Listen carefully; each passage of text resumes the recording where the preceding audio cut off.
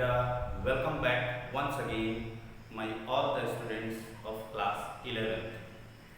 बच्चों, आज की इस क्लास में हम एक बहुत ही इंटरेस्टिंग टॉपिक को क्लास 11th के स्टडी करने जा रहे हैं और ये टॉपिक इंटरेस्टिंग होने के साथ साथ बहुत ही इजी भी है।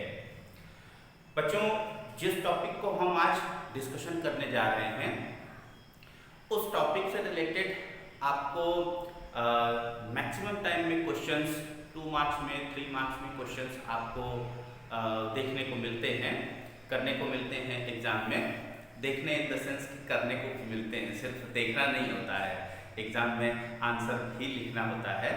तो मेरे कहने का ये मतलब है कि जिस टॉपिक को हम आज यहाँ पर डिस्कशन करने जा रहे हैं वो इस चैप्टर का बहुत ही इंटरेस्टिंग टॉपिक है और मैं आपको यहाँ पर समझाने की कोशिश कर रहा हूँ। जैसा मैंने कहा कि इजी टॉपिक है, बस कहीं ना कहीं ये थोड़ा सा हार्ड हमें लगता है, लेकिन मैं आपको इस तरीके से समझाने जा रहा हूँ जिससे कि आपको ये बेहद आसान तरीके से समझ में आ जाएगा।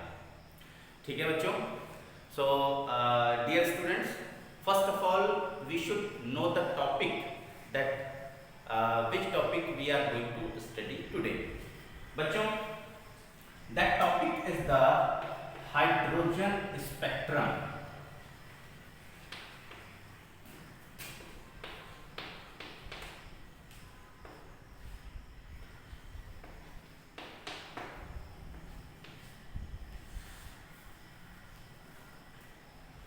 As you are looking over here, that the hydrogen spectrum, my dear all the students, this topic which we are going to understand today।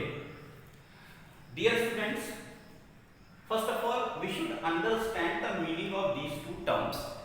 Hydrogen, over here the hydrogen is written, that means in this topic we will discuss about the hydrogen। Okay, since this topic is concerned is related to the hydrogen gas, hydrogen atom, and that is why the meaning is appearing over here। The second one is the spectrum। My dear all the students, ये हम last class में भी even discuss कर चुके हैं कि spectrum क्या होता है।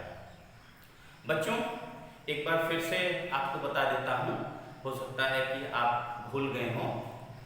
जनरल हम स्पेक्ट्रम को ऐसे समझते हैं कि अगर किसी भी लाइट को, व्हाइट लाइट, सपोज ये सनलाइट है, फॉर एग्जांपल सनलाइट है, ठीक है, और इस सनलाइट को अगर हम किसी भी प्रिज्म से पास कराते हैं तो प्रिज्म से पास होने पर ये लाइट अलग अलग वेवलेंथ में, अलग अलग इसके पार्ट्स में यहां से ये अलग हो जाती है। Okay, mean to say there will be the splitting of the light into different sections. Now these sections, if we see these sections on the photographic plate और किसी भी ऐसे सरफेस के ऊपर अगर हम इस अगर व्हाइट पेपर भी अगर हम लगाते हैं इवन, तो हमें यहाँ पर अलग अलग टाइप के बैंड्स दिखाई देते हैं। The different bands which we see over here in the form of the VIBGYOR, VIBGYOR। इस तरीके से ऐसे अलग अलग ये 7 कलर्स में हमको यहाँ पर बैंड्स दिखाई देते हैं and these bands of light is known as the spectrum. Okay बच्चों, इवन अगर हम इसके आगे इन स्पेक्ट्रम के बारे में और ज़्यादा हम स्टडी करें तो यहाँ पर जो सबसे कम वेवलेंथ की वेव होती है वो यहाँ पर डेविएट होती है, जबकि सबसे ज़्यादा वेवलेंथ की जो वेव होती है वो सबसे ऊपर की तरफ होती है। इनका ऑर्डर यहाँ से वेवलेंथ बढ़ते हुए सीरीज में है, लेकिन अगर फ्रीक्वेंसी को देखें तो फ्रीक्वेंसी फिर डिक्रीजिंग ऑर्डर में होती है। तो यहाँ पर हमें ये पता चल गया कि स्पेक्ट्रम क्या होता है। Now here we have to discuss about the hydrogen spectrum। बच्चों, hydrogen spectrum mean to say the spectrum which we can get with the help of the hydrogen atom. That is why we call this as the hydrogen spectrum.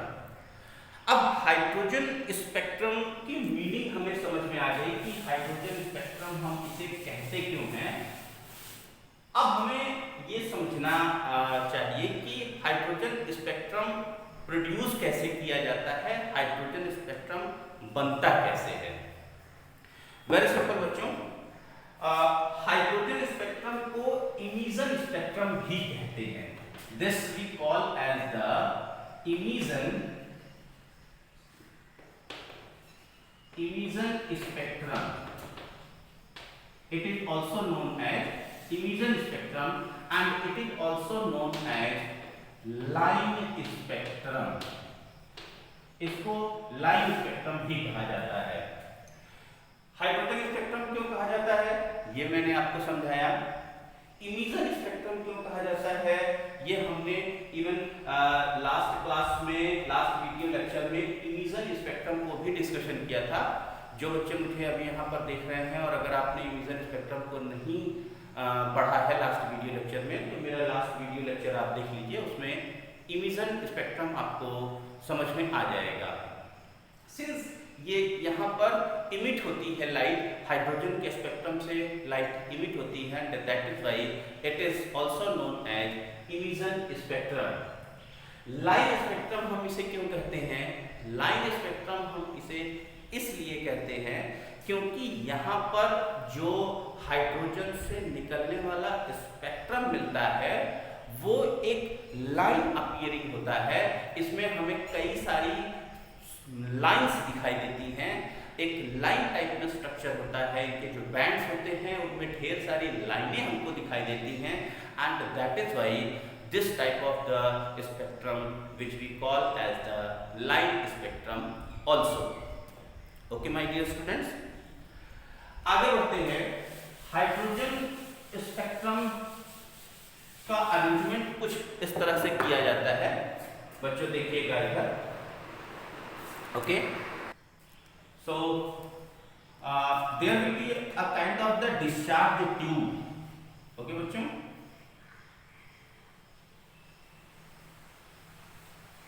ये discharge tube है। यहाँ पर दो electrodes लगे होते हैं।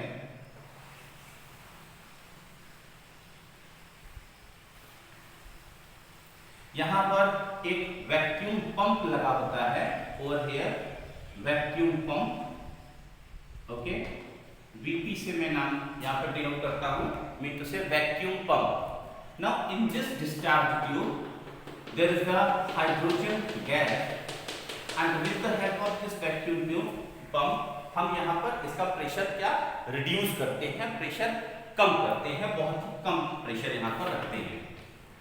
अब जब यहाँ पर बच्चों ये डिस्चार्ज ट्यूब है, this one is known as the discharge tube. Okay, इस डिस्चार्ज ट्यूब में जब यहां से इलेक्ट्रिक स्पार्क होता है, हाई इंटेंसिटी की इलेक्ट्रिसिटी को यहां से प्रोवाइड कराया जाता है, तो इनमें इलेक्ट्रिसिटी जाने पर हाइड्रोजन के जो मॉलिक्यूल्स होते हैं, इवन H2 मॉलिक्यूल्स जो होते हैं, वो H2 हाइड्रोजन के मॉलिक्यूल्स ये हाइड्रोजन एटम्स में टूट जाते हैं एनर्जी को लेकर के। ओके बच्चों, यहां पर हाइड्रोजन गैस के मॉलिक्यूल्स वो एनर्जी जब इन्होंने गेन किया अपने अंदर, जब यहां से हाई इंटेंसिटी की इलेक्ट्रिसिटी जब प्रोवाइड कराई जाती है, तो ये मॉलिक्यूल्स यहां से इन्होंने अपने अंदर एनर्जी गेन किया और एनर्जी गेन होने की वजह से इनके बीच के बॉन्ड्स टूट जाते हैं और ये एटम्स में कन्वर्ट हो जाता है। ओके, अब जब तो ये एटम्स में कन्वर्ट हो जाते हैं, तो कन्वर्ट होने पर आप ये जानते हो कि हाइड्रोजन के पास एक इलेक्ट्रॉन है। सपोज ये हाइड्रोजन एटम है, this one is the hydrogen atom, और इसके पास एक इलेक्ट्रॉन यहां पर है। चूंकि ये अभी भी इसी के अंदर ही है और इलेक्ट्रिक स्पार्क लगातार जा रहा है, तो इलेक्ट्रिक स्पार्क लगातार जाने की वजह से ये इलेक्ट्रॉन अपने अंदर एनर्जी को गेन करता रहता है। जब इसने एनर्जी यहां से गेन किया, लास्ट क्लास में हमने ये भी पढ़ा कि जब कभी बोर्स मॉडल की बात मैं कर रहा हूं कि जब कभी कोई इलेक्ट्रॉन किसी तरह की एनर्जी को अपने अंदर एब्जॉर्ब करता है तो उसकी स्टेट एक्साइटेड स्टेट हो जाती है, और एक्साइटेड स्टेट होने की वजह से वो इलेक्ट्रॉन अपनी अपर लेवल के अपर एनर्जी शेल में चला जाता है। इस तरह से डियर स्टूडेंट्स, ये इलेक्ट्रॉन जब बाहर से एनर्जी को गेन करता है तो गेन करने की वजह से ये अपनी फर्स्ट सेल को छोड़ करके ऊपर की लेयर में, ऊपर की शेल में, ऊपर की एनर्जी लेवल में चला जाता है। अब सिंस इसके पास एक ही शेल है, लेकिन हम इनके लिए कुछ इनविजिबल्स या टेम्परेरी सेल यहाँ पर मान सकते हैं कि सपोज हाइड्रोजन के पास कुछ बाहरी, सपोज यहाँ पर इस तरह से अगर सेल्स हैं तो ये इलेक्ट्रॉन एनर्जी को लेकर के अपर एनर्जी शेल में चला जाता है। फॉर एग्जांपल कि ये यहाँ से एनर्जी इसने लेकर के ये मूव कर गया फोर्थ सेल, सॉरी 1 2 3, हाँ फोर्थ सेल में, suppose this one is 1 2 3 and 4, fourth cell में यहाँ पर आ गया। अब जब तो इलेक्ट्रॉन यहाँ पर आ गया एनर्जी लेकर के अपर लेवल में चला गया, उस अपर लेवल में ये भी हम ये देख रहे हैं कि यहाँ की जो ऑर्बिट है ये ऑर्बिट परमानेंट ऑर्बिट नहीं है, और यहाँ पर जो इलेक्ट्रॉन रुकने की टाइम पीरियड होती है वो टाइम पीरियड लगभग 10⁻⁸ सेकेंड होती है, जो कि बहुत ही स्मॉलेस्ट टाइम आप कह सकते हैं इसे, कि बहुत ही कम टाइम होता है। अब जब इलेक्ट्रॉन यहाँ पर आ गया तो इलेक्ट्रॉन के यहाँ पर आते ही ये तुरंत फिर अपनी वापस की एनर्जी सेल में जाने की कोशिश करता है, और ऐसा भी हमने पढ़ा लास्ट वीडियो लेक्चर्स में बोर के मॉडल में कि जब कभी अपर एनर्जी लेवल से इलेक्ट्रॉन नीचे के एनर्जी लेवल पर आता है, कम एनर्जी लेवल पर आता है, तो वो अपने अंदर से एनर्जी को रिलीज करता है। इस तरह से जब तो ये इलेक्ट्रॉन वापस अपनी सेल में आएगा, सपोज कि ये वापस यहाँ पर 1 में फिर से वापस आ रहा है वापस, तो यहाँ से अपने अंदर से एनर्जी को बाहर इस तरह से निकालेगा, और जब यहाँ से ये एनर्जी को बाहर निकालता है जिसकी वजह से हाइड्रोजन में से लाइट निकलती है बच्चों। ओके, इस तरह से यहाँ से लाइट का इमिशन होता है, और हम इसी वजह से इस स्पेक्ट्रम को हाइड्रोजन स्पेक्ट्रम कहते हैं, और इसी लाइट से हमें स्पेक्ट्रम मिलता है। आगे इसी डायग्राम को बढ़ाते हैं, यहाँ वीडियो लेक्चर को पॉज करके ये डायग्राम बना लीजिए। आगे देखते हैं,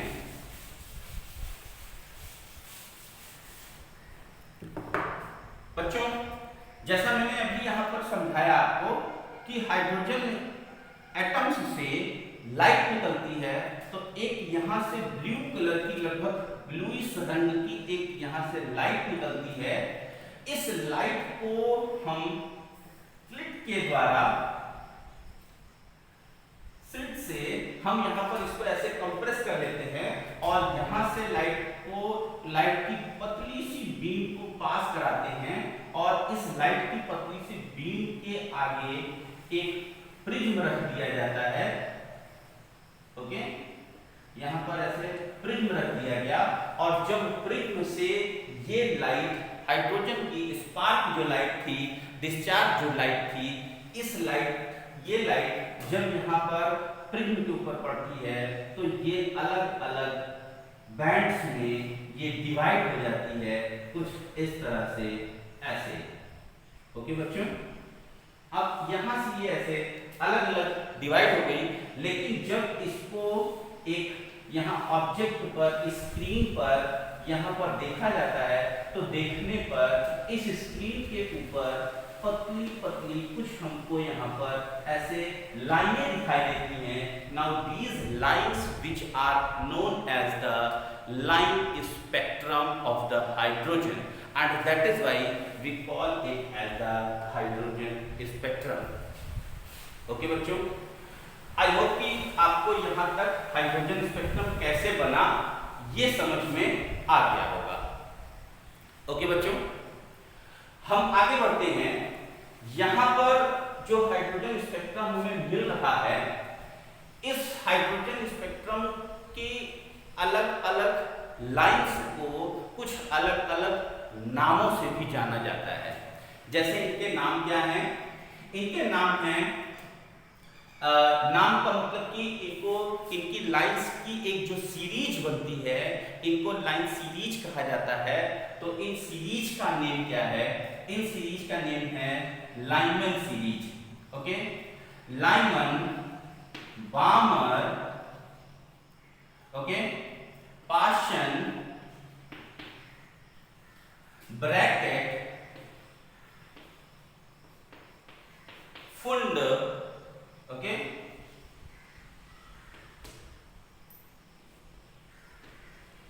फुंड 1 2 3 4 5 टाइप्स की डिफरेंट कैटेगरीज यहाँ पर बनती हैं। इवन एक और, हालांकि वो आपके कोर्स में नहीं है, जिनको हम बोलते हैं हेम्फ्री। मैं नाम यहाँ पर लिख दे रहा हूं, Humphreys. Okay, this one is the 6th category. अब ये जो सीरीज अलग अलग सीरीज बनती हैं, ये अलग अलग सीरीज बनती हैं इलेक्ट्रॉन्स के अपर लेवल से दूसरे लेवल पर, यानी कि नीचे के लेवल पर आने की वजह से। ओके बच्चों, तो किस तरह से इलेक्ट्रॉन अपर लेवल से नीचे आता है, ये हम यहाँ पर नेक्स्ट देखते हैं।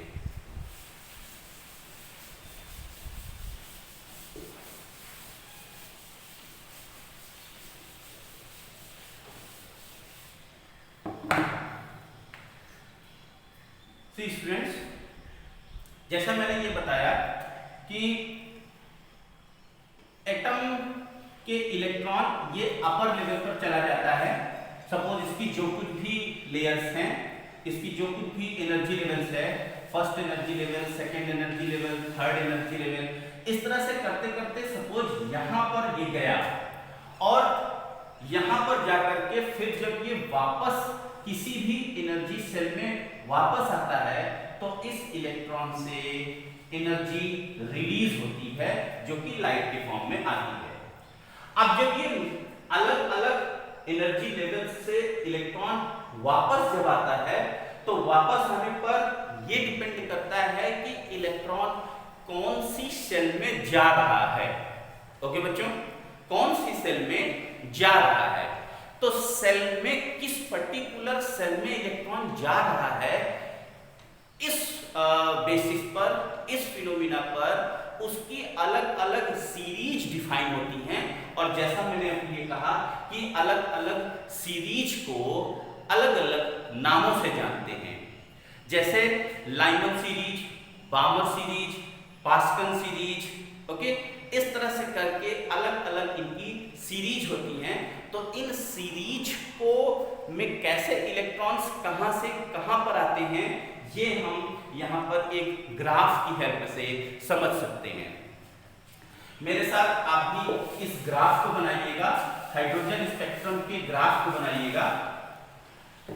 जैसे मैं यहाँ पर बना रहा हूं, सपोज फॉर एग्जांपल कि सबसे नीचे वाली जो सेल है, ये ग्राउंड सेल है, ग्राउंड स्टेट की सेल है। हम इसे सपोज N1 कह रहे हैं। ओके, फर्स्ट सेल, के cell N1. Then after second cell, it will be the N2 cell. Okay, third cell, then after N3 cell. Okay, then fourth cell N4. Then suppose fifth cell N5. Then after sixth N6. और एक और हम ऊपर की ले लेते हैं, suppose N7 cell, और इसके ऊपर भी हो सकती हैं। Mean to say suppose for example infinite number of the cells हम इसको कंसीडर कर सकते हैं।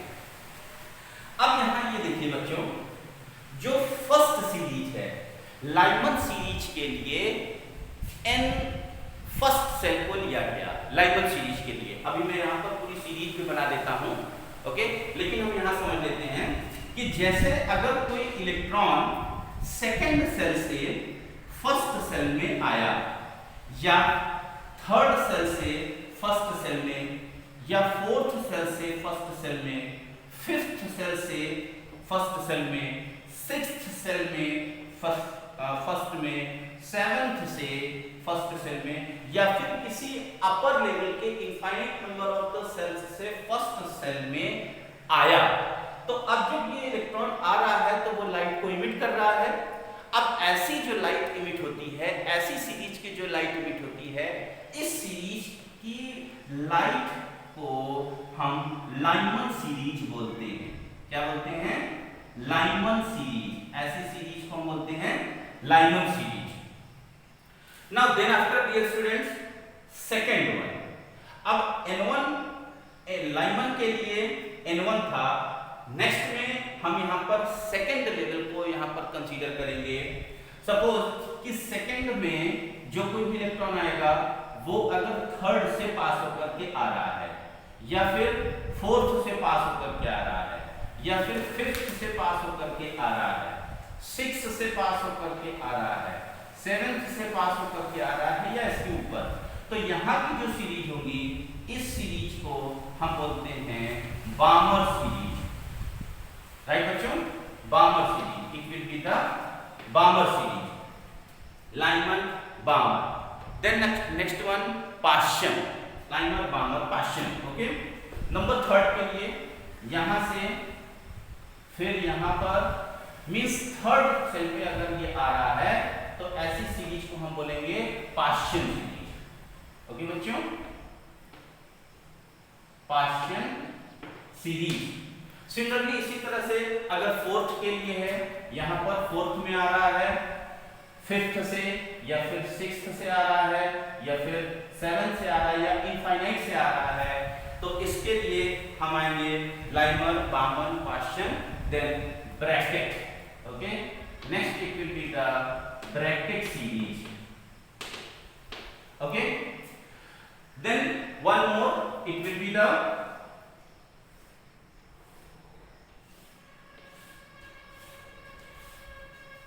राइट बच्चों। अब अगर फिफ्थ पे आ रहा है तो फिफ्थ वन मीन से कि कहां से इलेक्ट्रॉन आएगा, इलेक्ट्रॉन सिक्स से आएगा, या सेवेंथ से आएगा, या सपोज इनफाइनाइट नंबर ऑफ कुछ कहीं से भी आ सकता है, बट आने की कंडीशन कहां है? फिफ्थ की कंडीशन है। तो ऐसी सीरीज को हम बोलते हैं फुंड सीरीज। ओके बच्चों, फुंड series.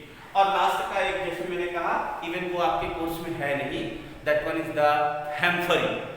Okay, so Lyman Balmer Paschen bracket and Pfund. इस ग्राफ की मीनिंग ये है, इसका मतलब सिर्फ इतना ही है कि जब तो इलेक्ट्रॉन किसी भी अपर लेवल में गया, और अपर लेवल से जब तो वो फर्स्ट लेवल पर आया, फर्स्ट सेल पर आया, कि कहीं से भी आ सकता है। सपोज यहां से यहां आया, कहीं और से यहां आया, लेकिन यहां से यहां पर आया, तो जब फर्स्ट पे आया तो लाइमन, सेकंड पर आया तो बामर, थर्ड पे आया तो पाश्चन, फोर्थ पे आया तो ब्रैकेट, और फिफ्थ पे आया तो फुंड हम इसे बोलेंगे। हैम्फरी के लिए सिक्स्थ कंडीशन हो जाती है। राइट बच्चों, इस सीरीज को हम कुछ इस तरह से समझ सकते हैं, ऐसे देख सकते हैं। ये आपने बना लिया, वीडियो पॉज करके इसे बना लीजिए, फिर हम आगे बढ़ते हैं।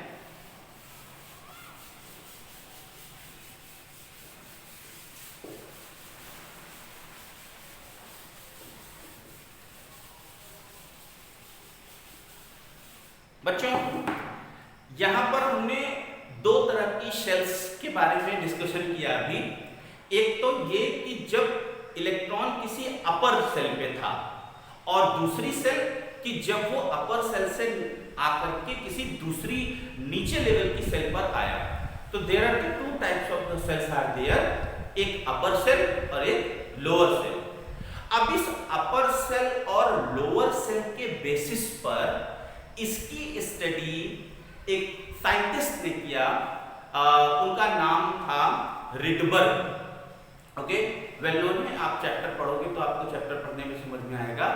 रिडबर्ग ने, और रिडबर्ग जी ने इस हाइड्रोजन स्पेक्ट्रम को लेकर के इनकी जो अपर सेल है, लोअर सेल है, इनमें जो इलेक्ट्रॉन्स ऊपर से नीचे आते हैं, इनके बेसिस पर इनके वेव्स नंबर के ऊपर एक फॉर्मूला दिया जिसको कि हम रिडबर्ग फॉर्मूला भी बोलते हैं।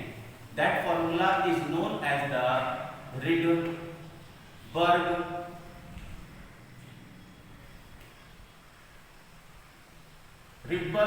फॉर्मूला। ओके बच्चों, रिडबर्ग फॉर्मूला क्या है?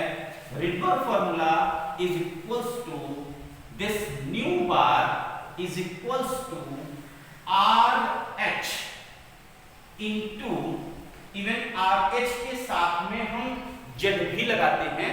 अब यहाँ पर कहीं आपको बुक में दो तरह के फॉर्मूले देखने को मिलेंगे। एक तो ये मिलेगा RH into 1/n1 square minus 1/n2 square. एक फॉर्मूला तो ये हो गया, दिस इज पर सेंटीमीटर। ये formula dear students, this formula is only for hydrogen. Okay, hydrogen के लिए है, बट दूसरे किसी अगर हम एटम के बारे में बात करेंगे तो दूसरे एटम के लिए यहाँ पर हमको एटॉमिक नंबर भी रखना पड़ेगा। उसके लिए हमारा फॉर्मूला बन जाएगा nu bar is equals to RH into Z, RH into Z into 1/n1 square minus 1/n2 square per centimetre. Okay बच्चों, where n1 and n2 are the different energy levels. RH क्या है? RH is the Rydberg constant. Since this one is the Rydberg formula and that is why यहाँ पर ये जो है, यहाँ पर इसको इसकी वैल्यू होती है, RH की जो वैल्यू होती है, this one is the Rydberg constant, इसकी वैल्यू होती है 109,677। ओके, 1 tens 100,000 10,000 एंड lakh, हम इसे कंसीडर कर सकते हैं 1,09,677 पर सेंटीमीटर। ओके, इतनी इसकी वैल्यू होती है, जबकि n1 ये हो सकता है 1 2 3 4 and so on whatever, where n2 की वैल्यू क्या होगी बच्चों? n2 की वैल्यू जितनी भी n1 की वैल्यू दी है उससे ज्यादा की जो वैल्यू, यानी कि जो यहां पर वैल्यू दी है इस वैल्यू से n2 की वैल्यू हमेशा ज्यादा वैल्यू होगी। तो हम कुछ भी लिख सकते हैं, सपोज हम यहां पर इसको ऐसे लिख सकते हैं, सपोज n1 यहां पर है तो n1 + 1 इसके लिए, फिर इसके लिए n1 + 2, इस तरह से करके आगे, मींस कुछ भी कर सकते हैं इसके लिए, राइट बच्चों।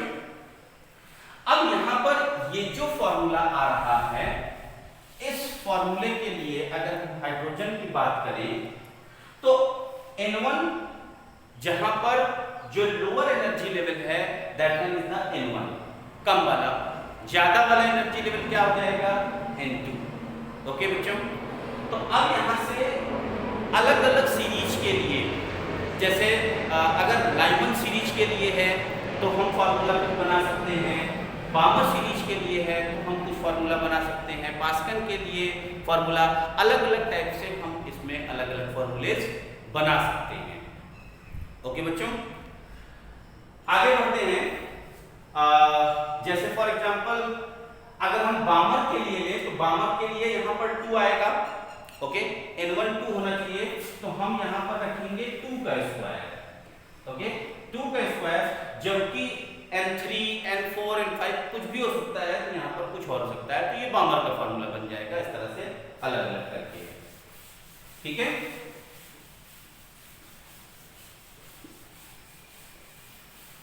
तो हमें ये बात समझ में आ गई स्पेक्ट्रम हमें समझ में आ गया, लाइमन सीरीज आ गई। लाइमन सीरीज के बारे में हम जरा यहाँ पर बात कर लेते हैं। ओके, लाइमन के लिए यहाँ पर N1 और N2 की अगर हम बात करें, लाइमन सीरीज के लिए N1 हो जाएगा बामर, पास्कल, बेसिकली पास्चन में इसे कहते हैं, ब्रैकेट और फुल। ठीक है, हैम्फ्री भी आप लिख सकते हो, हैम्फ्री। इसके लिए, इनके लिए 1, इसके लिए 2, इसके लिए 3, इसके लिए 4, इसके लिए 5 और इसके लिए 6। ओके बच्चों, नाउ N2, N से upper means it may be 2, it may be 3, it may be 4 and so on. ये इससे ज्यादा 3, 4, 5, 6 एंड सो ऑन। ये इससे ज्यादा 4, 5, 6, 7, इससे ज्यादा, then 5, 6, 7, 8 so on, then 5, then it will be maybe 6, 7, 8, 9 etc. और ये यहाँ पर 10, 11, sorry 7, 8, 9, 10 etc. कुछ भी हो सकते हैं, राइट बच्चों। एक बात और बताऊंगा कि जो लाइमन सीरीज होती है, लाइमन सीरीज अल्ट्रावायलेट रेज होती है। ओके, इनकी जो वेव्स होती हैं वो अल्ट्रावायलेट होती हैं, यानी कि यूवी होती हैं, अल्ट्रावायलेट रेज। जबकि बार्मर सीरीज की जो रेज होती हैं ये विजिबल होती हैं। और सबसे पहले हाइड्रोजन स्पेक्ट्रम में जो सीरीज खोजी गई, जिनका डिस्कवर किया गया, वो सबसे पहले थी बार्मर। रीजन आपको समझ में आ रहा है, क्योंकि ये दिखाई देती है तो इन्हें सबसे पहले डिटेक्ट किया गया, बार्मर। जबकि यहाँ से यहाँ तक की जो ये तीनों हैं, पास्कल, ब्रैकेट एंड फुन, ये जो है ये आपकी इंफ्रारेड होती हैं। कैसी होती हैं? इंफ्रारेड होती हैं, इस तरह से। ओके बच्चों, तो अलग अलग टाइप की ये रेस थी। रेडबर्ग फॉर्मूला था, अलग अलग इनकी सीरीज थी, कौन सी विजिबल, कौन सी क्या, और अलग अलग इनके हम फॉर्मूलेज। ओके बच्चों, सो हाइड्रोजन स्पेक्ट्रम के लिए इस वीडियो लेक्चर में आपको मैंने सारी बातें बताई। Okay, please note it down all those things. Thank you.